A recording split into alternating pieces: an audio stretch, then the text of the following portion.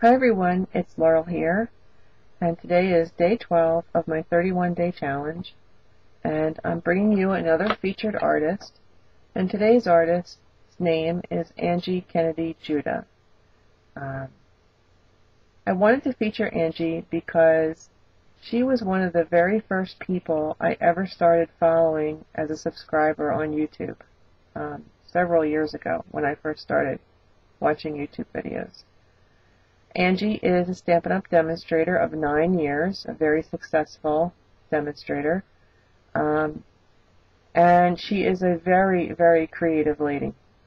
She makes the most incredible boxes and 3D elements.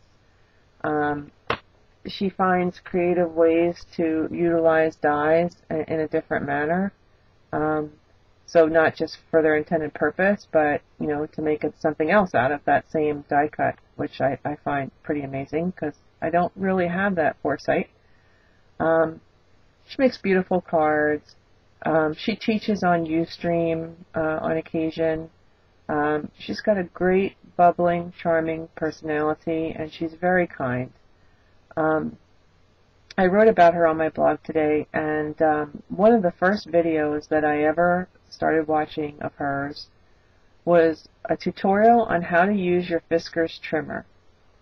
And it sounds a little ridiculous, but the portion that I really gravitated towards was how to read 8ths and 16ths on the trimmer easily. And, for some reason, it would always take me an extra minute whenever I went to do that. And she just cleared it up right on video, in a matter of minutes. And her method is the one that I use to this day when I stop to think about how to get that measurement quickly. On my blog, I have a link to that video just because I thought it was so good. But her creativity is endless. And her spirit is also just so warm and caring. She makes really great videos, and there's over 200 on her YouTube channel, which is Chick N Scratch, and that's CHICNCSCRATCH. Sorry. So I was thinking about what to put together for Angie, and since she gave me the inspiration to become a Stampin' Up! Demonstrator after I saw how she puts all of her projects together, how to pack for a workshop. And she has so many other things that, anyone, not just a demonstrator, could do. It was kind of difficult. So I thought, when you're making lots of cards all the time for other people, that maybe one made specially for you she would enjoy. So I've put together this little card for her. Now in Stampin' Up! We try to use all of our Stampin' Up! Products, and I've tried to do that here with 2 exceptions. But so I'll just go over how I put together the card. So this is a piece of 8.5 by 11 basic black cardstock.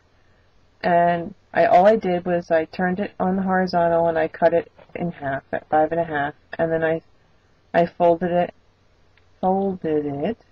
at 4.25, my score mark.